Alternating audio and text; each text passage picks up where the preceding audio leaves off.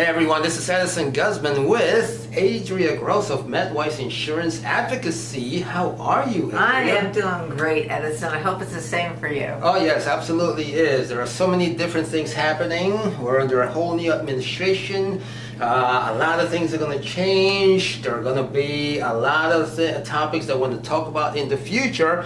But today we're going to talk about reducing your medical bills, okay? Not your medical bills, but everyone else's medical bills. Thank okay? God I'm so healthy.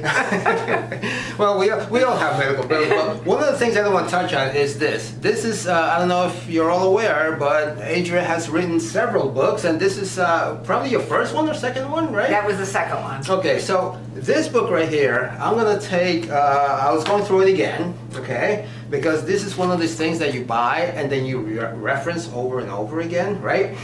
And on page 15, I believe, okay, and I could go right to it here, but on page 15, they were talking about different ways that you can actually reduce your medical bills. Right. Okay, one of them was, like medical tests. So can you tell me a couple of them? But let's start off with medical tests. So why did you start off with that one in the book? The thing is that,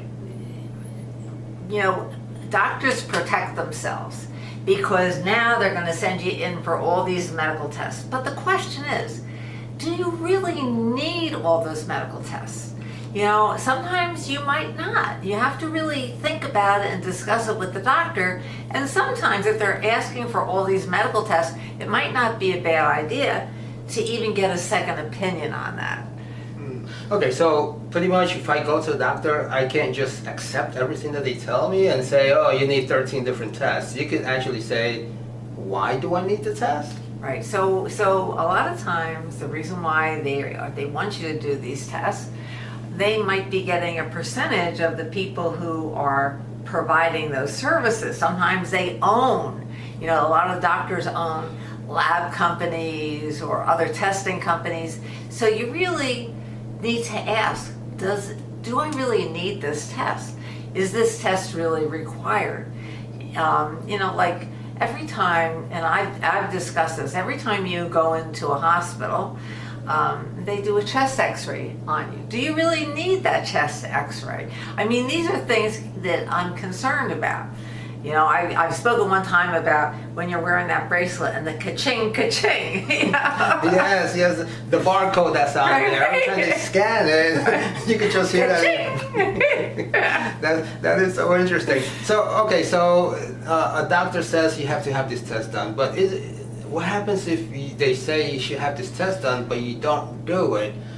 Does that come back to haunt you later on, or is it that you're verifying that it needs to be done? Well, you really just be careful because sometimes here's a fine example of something that happened. A friend of mine goes for all these tests, and now they're saying, okay, I'm going to have open heart surgery. Well, guess what? When we went to the surgeon who's going to do the open heart surgery, oh, you don't need it. But look at all these tests that person went through. Really? So maybe it might not be a bad idea to even discuss it with that person who's going to be doing the surgery. Do I really need all of these tests?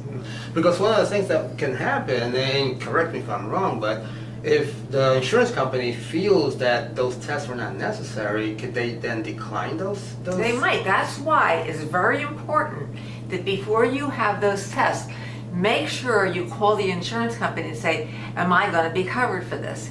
And sometimes either tape it or get it in writing from them. This is really important because they might say things and oh, well, we never told you that.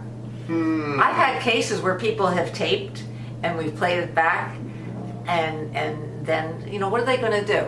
They're going to say, sometimes they might say, hey, I made an error, but you gotta fight because if they're approving it in advance, they should pay for it. That's it.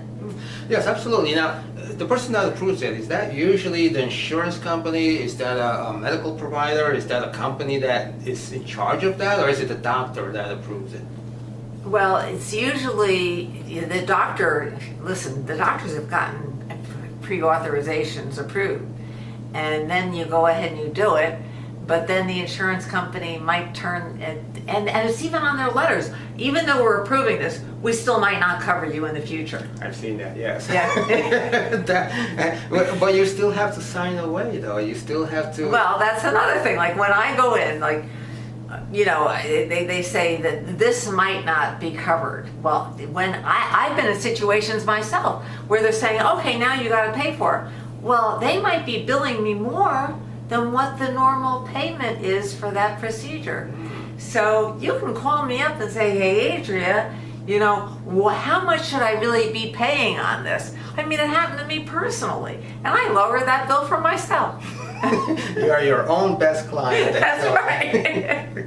All right. So other ways in the book again on page 15. Now we're up to page 16 and 17 because you have so many different things. But there's something in there about medical tourism. What is medical tourism? Okay, this is a big thing, and I've talked about this a lot. And you know, people keep on coming back to me on this because if you have services rendered outside the United States and now you have complications, your insurance company is not going to cover you for that. So think twice before you go somewhere else to have services rendered. That's going to cost you a hell of a lot less money, but if you have complications, they're not going to cover you for it here. Yeah, and one of the things I read in there is that you're talking about like a lot of people go overseas, like Mexico for instance, to get their teeth done, like a whole thing that may cost 40,000 here may cost like, I don't know, 5,000 or 6,000 there. Right. But when there are complications, then there could be issues. That's right, not just in dental, but a lot of people go overseas for plastic surgery. And hey, if you're going to have complications, I would say more so with plastic surgery, they're not going to cover you for it here. Wow. Okay, so medical tourism is a huge thing.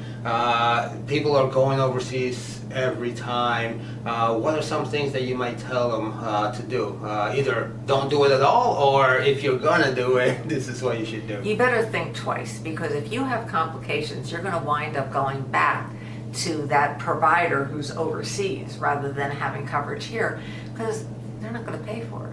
So just think twice before you do it. All right, so again, more ways that you can actually reduce your medical expenses there. All right, so I'm going to leave it there because this book has so much information in it, and we're going to touch on a couple of more because this whole thing is about Q&A, getting you to answer some of the questions that I'm pretty sure is on their minds, but in a way that, you know, is more consumable and people can take to it much easier.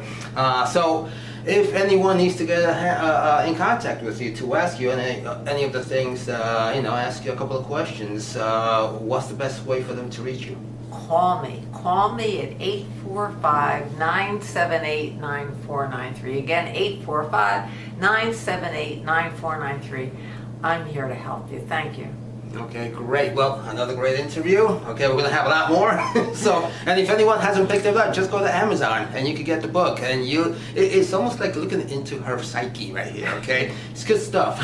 Okay, thank you, Adria. I'll see you the next time. I'll see you next time as well.